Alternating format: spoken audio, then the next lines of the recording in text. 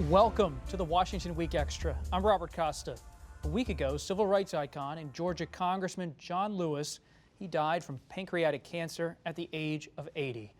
Lewis helped organize the historic 1963 March on Washington and survived a beating at the hands of law enforcement in Selma, Alabama in 1965. Lewis's death comes amid a racial reckoning in this country following the death of George Floyd at the hands of white police officers. And it's one that echoes the movement we did see in the 1960s for civil rights for black Americans. Here was what Congressman Lewis said about the George Floyd protests in a recent interview with CBS News. This feel and look so different. It is so much more massive and all-inclusive. And I truly believe what is taking place now and will continue to take place during the next few days and weeks is going to take us much farther down that road to society at peace with itself. Peace with itself. What will come next then in the ongoing fight for racial justice? Who will be the new leader or leaders of this historic movement? With us tonight are four top Washington reporters to discuss the Lewis legacy. Weijia Jiang, White House correspondent for CBS News. Rachel Scott, White House correspondent for ABC News.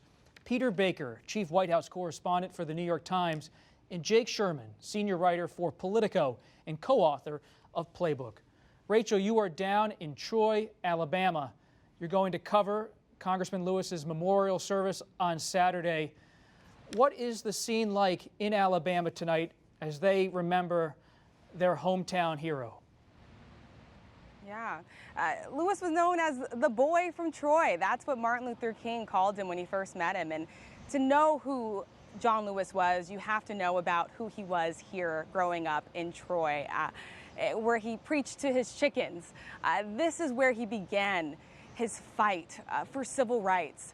And this is going to be the first of a series of days where people will come and pay their respects to the civil rights icon who, before he walked those marble halls of Congress, his blood stained the streets of Selma as he fought for voting rights. And I think about one of the most powerful images, his last public appearance of him standing in Black Lives Matter Plaza, right outside of the White House, the words painted at his feet.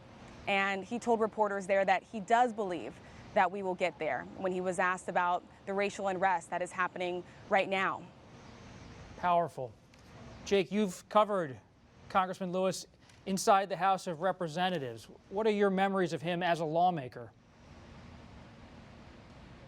Yeah, it's interesting, Bob. The interesting thing about John Lewis was people would wait for him to weigh in on an issue. I remember when Democrats were trying to figure out if they were going to impeach Donald Trump, everybody was waiting for John Lewis to talk. And I wrote this in Playbook last week, and I think this is true. John Lewis didn't talk, he thundered. His words carried such weight, not only because of his history, but his presence as a member of Congress was just so awesome, so strong, so overpowering, because you know what he had been through. And it got me really thinking, Bob, about all the people we've lost in the last couple of years. John McCain, George H.W. Bush, people who are kind of links to our shared past as a country. John Lewis, as much as any American hero, is definitely one of those people, somebody who carried the civil rights era, carried the message of the civil rights era, as Rachel said, to the halls of Congress, which is just, it was such a special experience knowing somebody like John Lewis. And he was just such a kind man, somebody who you always wanted to talk to. He always liked to talk policy, not talk about the political implications and the horse race inside the Capitol that we so enjoy to cover. That is so true. He was never a great quote in the hallway. He was a serious man, and I mean that only with respect. Some of these congressmen, as Jake knows, and women, they love to give you a little pithy quote in the hallway. Congressman Lewis always on a mission, always doing his work. Weijia, when you're at the White House tonight, and the president has been at odds, to say the least, with Congressman Lewis over the years, how have they handled it inside the campus, inside the White House in recent days? Well, just today, Kayleigh McEnany, or this week, she was asked whether President Trump would visit the Capitol to pay his respects to to Lewis, and she did not give a firm answer.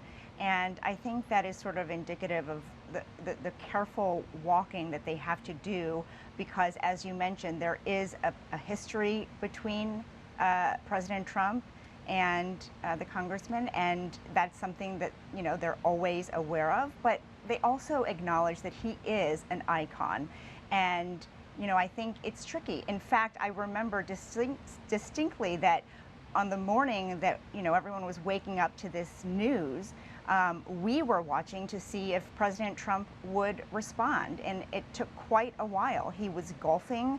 The White House did not immediately send out a statement. We had to ask multiple times, and finally Kayleigh McEnany tweeted something. But there is this push and pull that, you know, despite the fact that we are talking about a giant who laid the foundation for what the country is today, because there is personal animosity, or was at least, between these two leaders, they are not embracing it in a way that you might expect. They're checking all the boxes, they're doing the things that they're supposed to do, but so far have not gone beyond that to truly celebrate this life.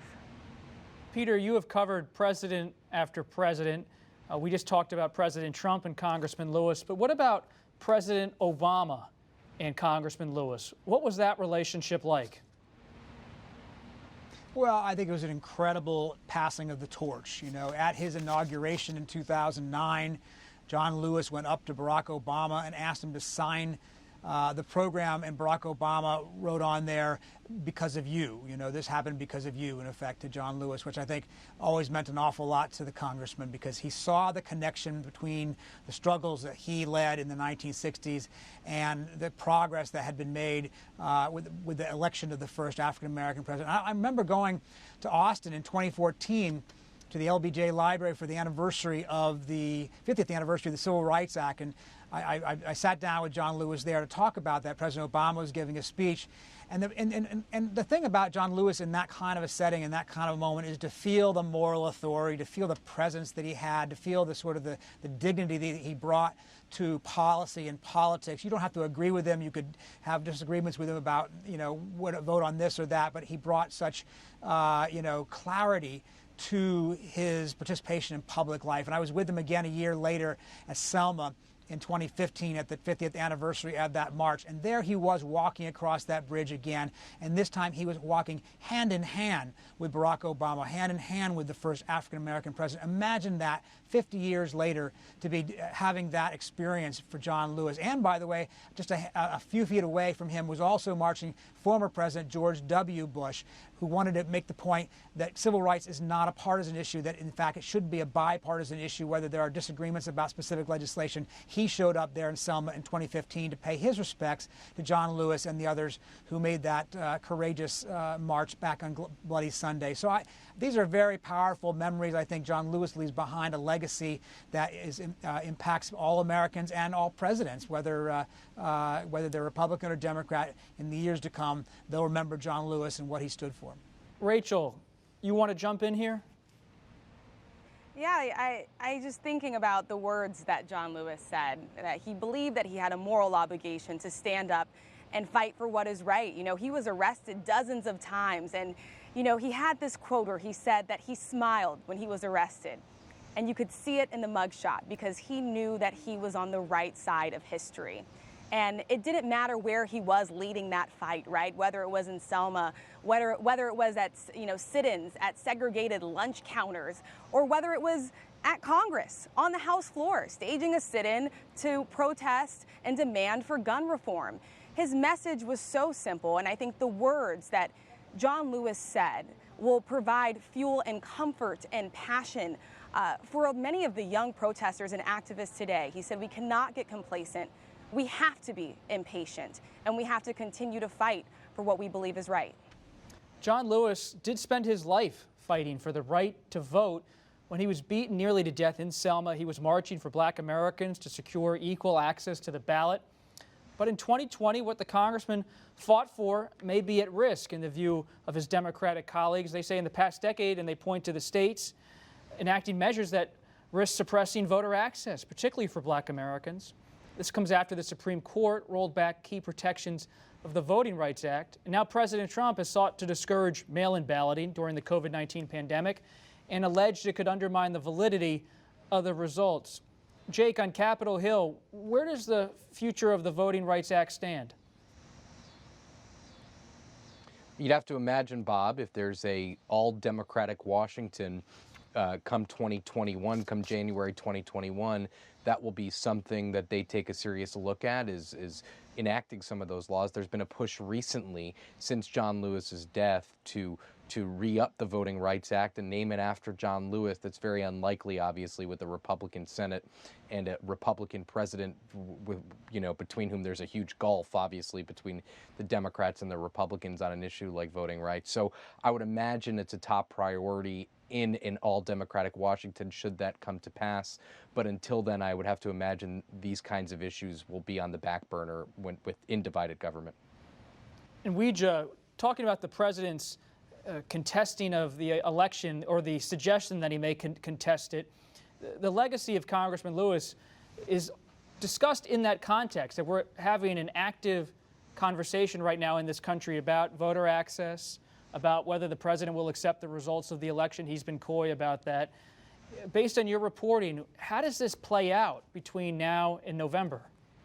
Well, I think it will evolve, as we've seen with so many things regarding President Trump in this pandemic, because initially he was really making the case that voters didn't have a reasonable excuse to use mail-in ballots because, they could easily show up in person to the polls. But now, as we're talking about how he has changed his messaging and how he seems to finally acknowledge the facts, which show this virus isn't going anywhere, that explanation doesn't really hold up anymore, because certainly it is reasonable for people to be afraid to go out in public in large groups to vote. And so, I don't think he's been asked about this since his change in the substance of what he is saying this week, but surely he will be, especially as we get closer to November, because it seems that, that argument's going to fall apart. Weija, just to wrap up here, what are you paying attention to ahead of next week? The president is supposed to travel again and be on the road. And so I think it'll be really important to watch his behavior and to see what he says, because even though he now embraces face coverings, for example, he's only worn a mask one time in public. Even though he says that things are going to get worse, there's not really a demand from the president for these governors of states that are hotspots to really do more. And so even though he has taken steps to show that he's taking this pandemic more seriously than he was, he really has to do something more, and to show through measures and to show through bringing out members of his task force exactly how he plans to control the virus, which he actually has not answered yet, despite recognizing that it is ravaging our country. Peter, what's a story that deserves more attention this week? I was thinking about that earlier today, and there are so many that it's hard to even keep track. Let's just review a couple from this week alone. One, the President of the United States spoke with the President of Russia this week, Vladimir Putin. We had this just a few weeks ago. We were talking about whether the Russians had placed bounties on the heads of American troops. That did not come up in the conversation, at least according to the White House readout. We have this conflict with China that we didn't get a chance to talk about, but it's huge. The Americans today, the Trump administration this week ordered the Chinese to shut down their consulate in Houston, accusing them of intellectual theft down there. The Chinese have now responded by ordering an American consulate closed. This is sounding like a new Cold War. We had so many stories like this that get overshadowed because we have this big overarching crisis of the pandemic, of the economy, and of the the unrest over the George Floyd killing and the aftermath of that we lose sight of some of the other big things that are happening, but they're all going to have large implications down the road. Jake, who is the one player you're paying close attention to as this congressional stimulus deal comes together? Mitch McConnell, Mitch McConnell, and Mitch McConnell.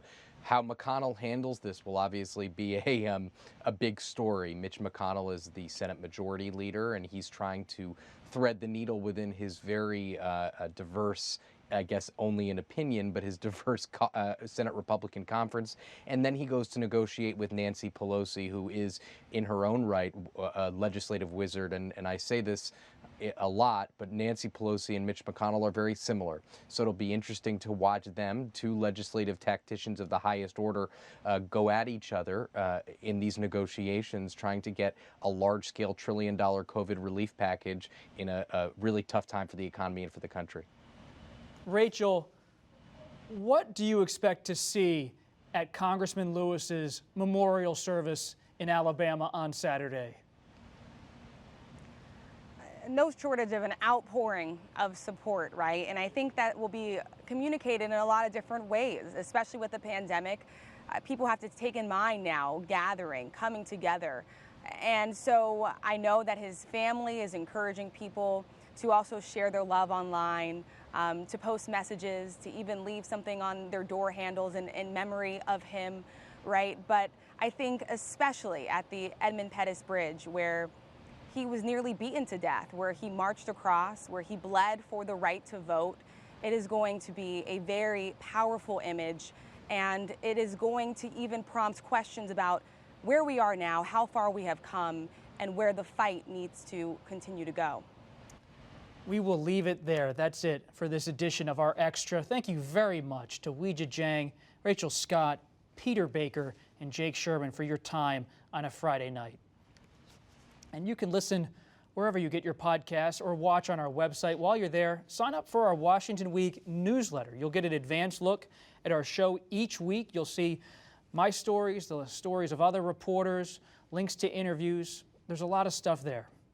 But for now, I'm Robert Costa. Thanks for joining us, and see you next time.